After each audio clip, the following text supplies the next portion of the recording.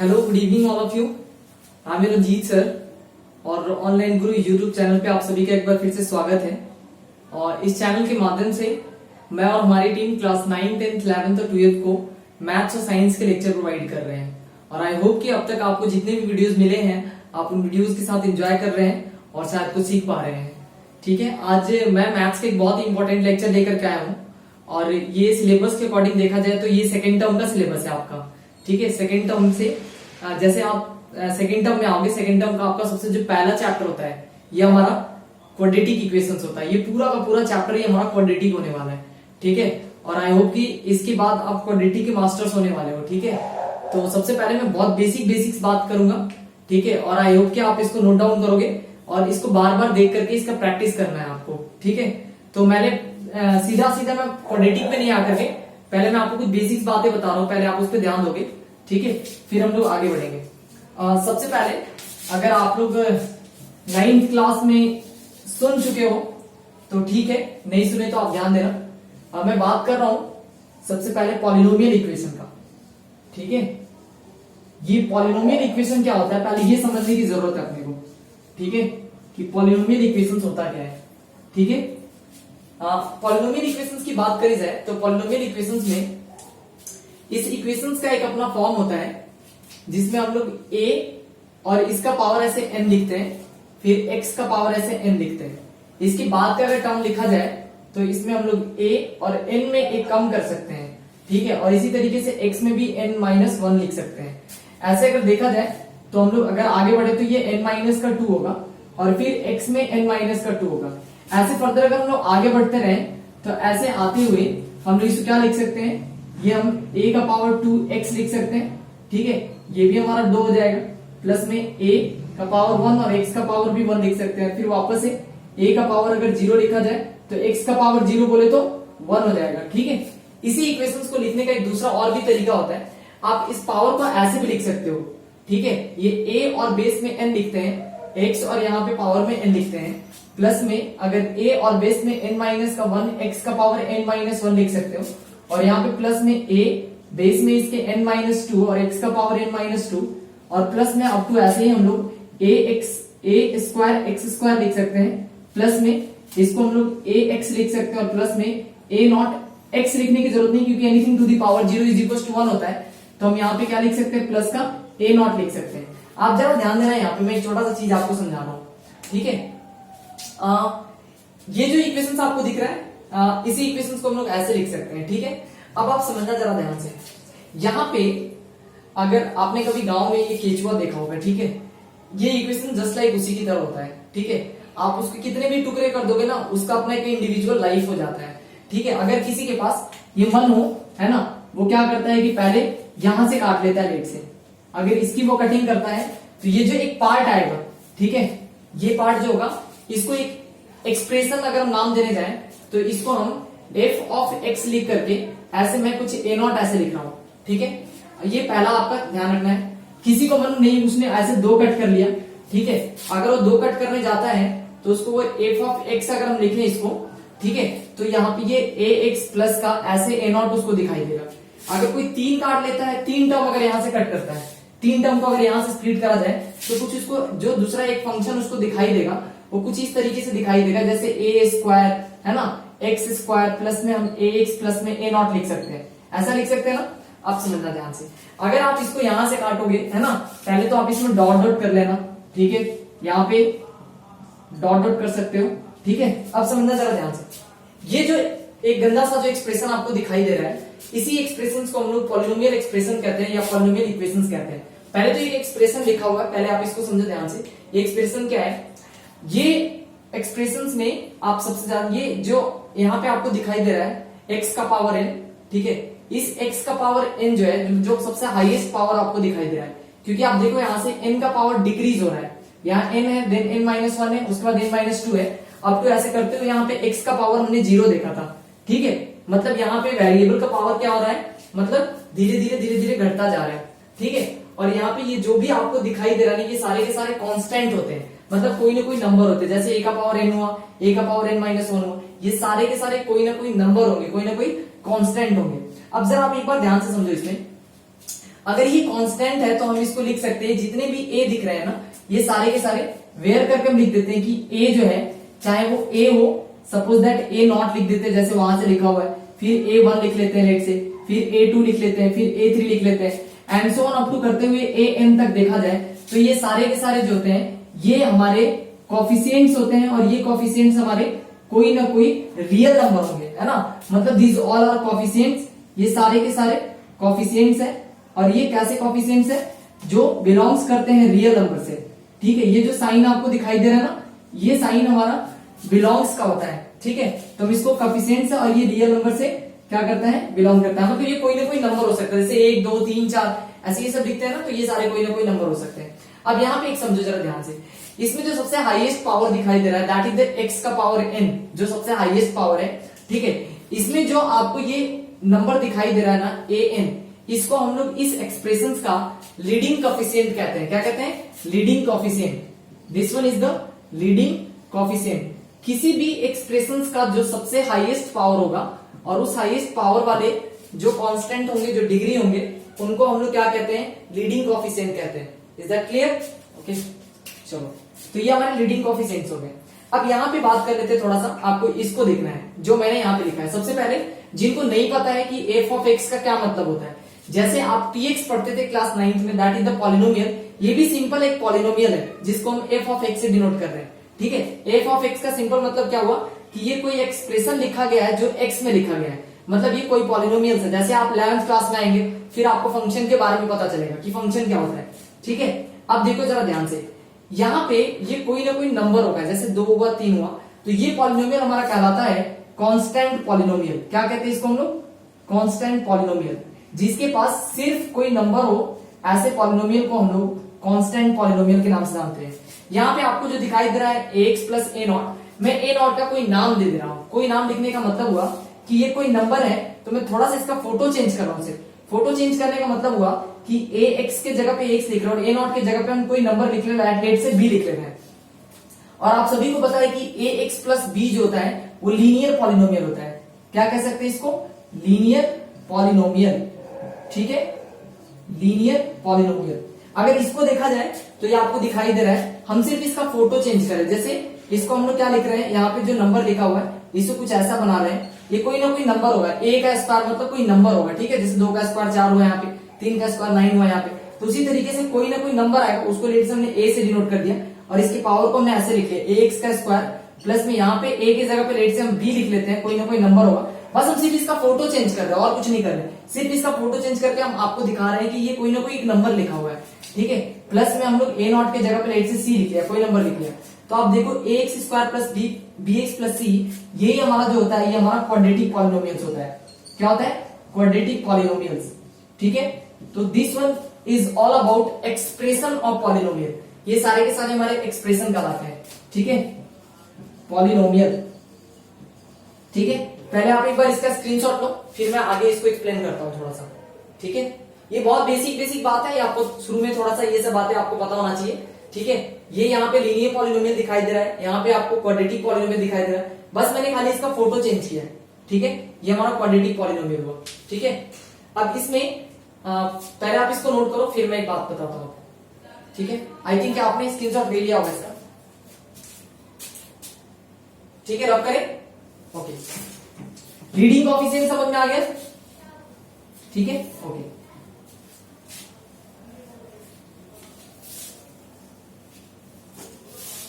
ये था पॉलिनोमियल का एक्सप्रेशन, जिसके बारे में आपको पहले से थोड़ा बहुत पता था, अगर नहीं पता था तो आपने देख ही लिया, ठीक है।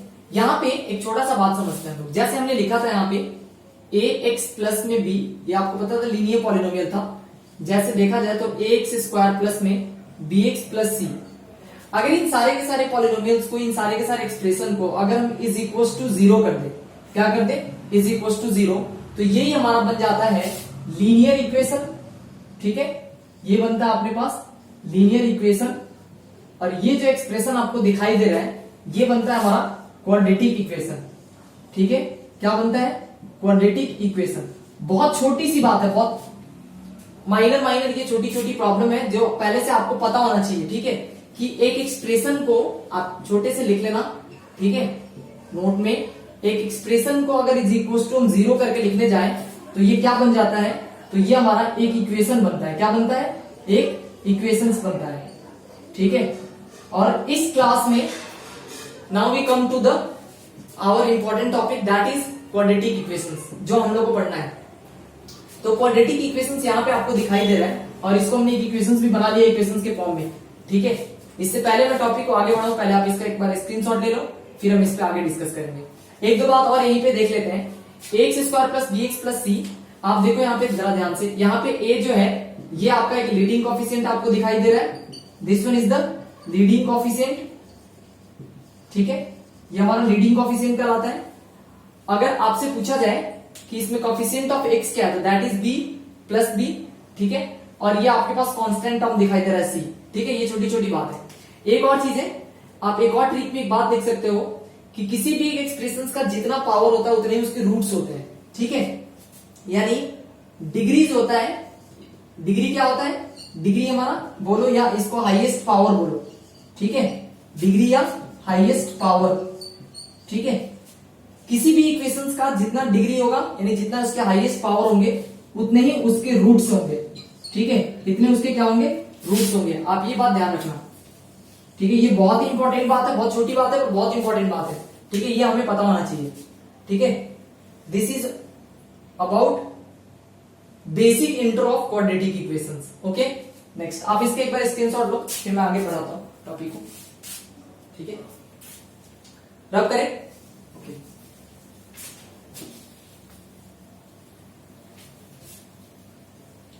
सबसे पहला जो टाइप होगा क्वेश्चंस का वो ये होगा कि जो हम कुछ डिफरेंट आपको इक्वेशंस देंगे और उस इक्वेशंस को देख करके आपको ये बताना पड़ेगा कि कौन सा इसमें एक्सप्रेशन जो है वो क्वाड्रेटिक इक्वेशंस है और कौन सा क्वाड्रेटिक इक्वेशंस नहीं है।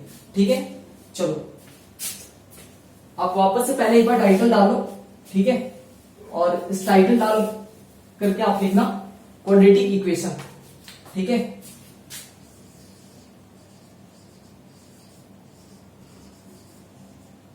Quadratic equation. ठीक है,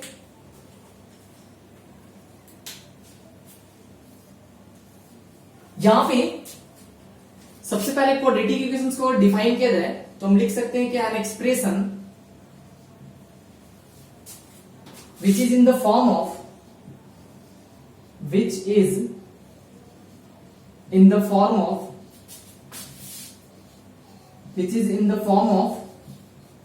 किस फॉर्म में होगा वो, उसका फॉर्म होगा A X square plus B X plus C is equal to 0। ठीक है, ये ध्यान रखेंगे। और ये यहां पे एक साइन में लिखता हूं ऐसे, इसको वेयर पढ़ते हैं। क्या पढ़ते हैं, where a b and c are real number. ये कोई ना कोई रियल नंबर्स होते हैं, आर रियल नंबर्स। और सबसे इंपॉर्टेंट चीज कि एक क्वाड्रेटिक इक्वेशंस होने के लिए ए बी सी तो कोई ना कोई रियल नंबर होगा, लेकिन ए जो है वो कभी भी जीरो नहीं होना चाहिए। ये दो क्राइटेरिया जो है ये आपको ध्यान रखना है, इसमें ए कभी भी जीरो नहीं होना चाहिए। ए जीरो होने का क्या मतलब है कि अगर ए जीरो होगा मतलब ये वाला पार्ट खत्म हो जाएगा, मतलब ये क्वाड्रेटिक से क्या बन जाएगा, लीनियर बन जाएगा। आ रहा समझ में?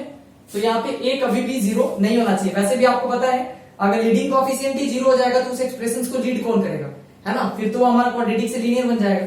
फिर तो ऐसे केसेस में फिर हमारा जीरोस जो है रूट्स हमारे गायब हो जाएंगे। ठीक है, अब आप कुछ बेसिक्स बात इसमें समझो। ठीक है, अब समझना जरा ध्यान से। ये पहला पॉइंट हमने बताया आपको। सेकेंड पॉइंट अगर क्वाड्रेटिक के बारे में बात करना हो तो पहले तो हम जो पहला टाइप का क्वेश्चन है उसमें मैं बताने से पहले मैं आपको दो तीन बातें समझा रहा हूं। ठीक है, कि कौन कौन से एक्सप्रेशन हमारे क्वाड्रेटिक एक्सप्रेशन होंगे। ठीक है, यानी justification for quadratic equations, justification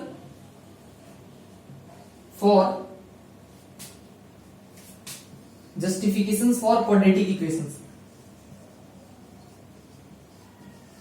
ठीक है, अगर आपको जस्टिफाई करना है whether the given equation is quadratic or not, तो इसके लिए दो तीन बात आपको पहले ध्यान देना पड़ेगा। ठीक है, सबसे पहला पॉइंट हम लिखेंगे इसके बारे में। ठीक है, कि the given equations must be in standard form। पहले तो आप उसको स्टैंडर्ड फॉर्म में अगर है तो वैसे देख लेंगे, अगर नहीं है तो आप उसको स्टैंडर्ड फॉर्म में लिखेंगे। यानी सबसे पहला जब भी आप चेक करोगे तो आप क्वेश्चंस को देखोगे कि वो हमेशा स्टैंडर्ड फॉर्म होना चाहिए। किस फॉर्म होना चाहिए? Standard form. ठीक है, अब स्टैंडर्ड फॉर्म क्या होता है इस पे हम आकर के बात करेंगे, पहले आप समझते चलो। जैसे आप क्वेश्चंस को स्टैंडर्ड फॉर्म में लिखोगे, आप सबसे पहले एक दो बात नोटिस करोगे। आपको सबसे पहले देखना कि इसको वेरिएबल को देखना है। किसको देखना है? वेरिएबल। वेरिएबल बोले तो जैसे एक्सप्रेशन में एक्स होता है, वाई होता है, जेड होता है, टी होता है, यू होता है, ये सब चीजें होना चाहिए।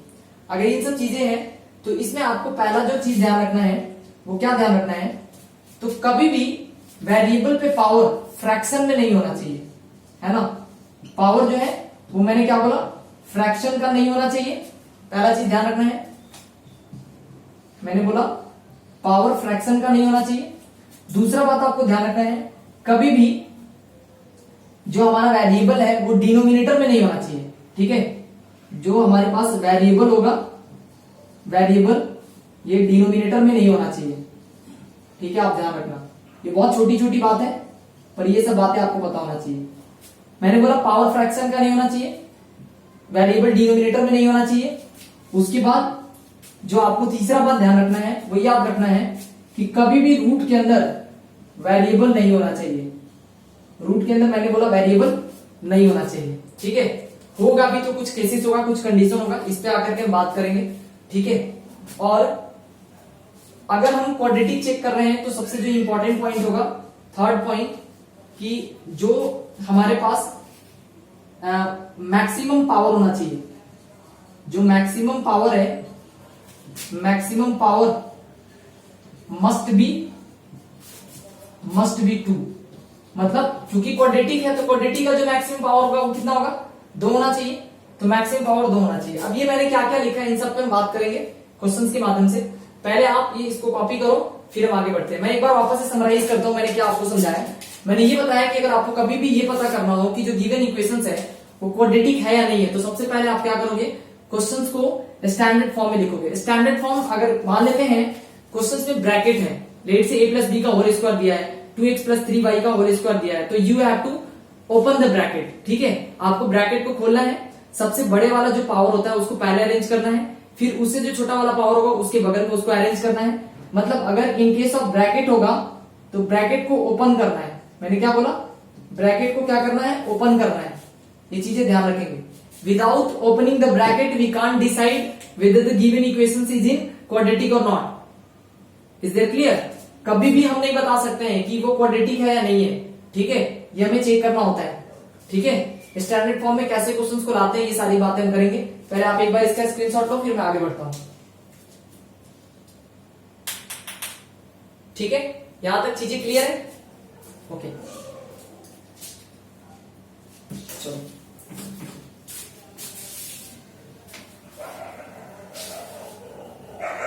पहले टाइप के क्वेश्चंस को हम लोग पहले देख लेते हैं, फिर हम लोग सेकंड कॉन्सेप्ट पे आएंगे, सेकंड टाइप के क्वेश्चंस को देखेंगे। ठीक है, टाइप बाई टाइप बात करेंगे। कुछ क्वेश्चंस हम ले लेते हैं, आपको बताना है कि ये क्वाड्रेटिक इक्वेशंस है या नहीं है। ठीक है, चलो मैं आपको बुक से ही क्वेश्चंस ले लेता हूं। यहां पे कुछ क्वेश्चंस दिए गए हैं, पहले आप इसको बताइए। Which of the following are quadratic equations? Questions number 1 लिखेंगे, which of the following, which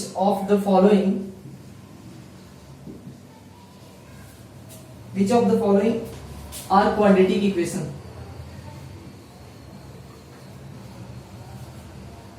are quadratic equations? इसमें कौन से क्वाड्रेटिक इक्वेशंस है, कौन से नहीं है, ये आपको बताना है। पहला क्वेश्चन है 2x square minus 5 is equal to 0 लिखा हुआ है।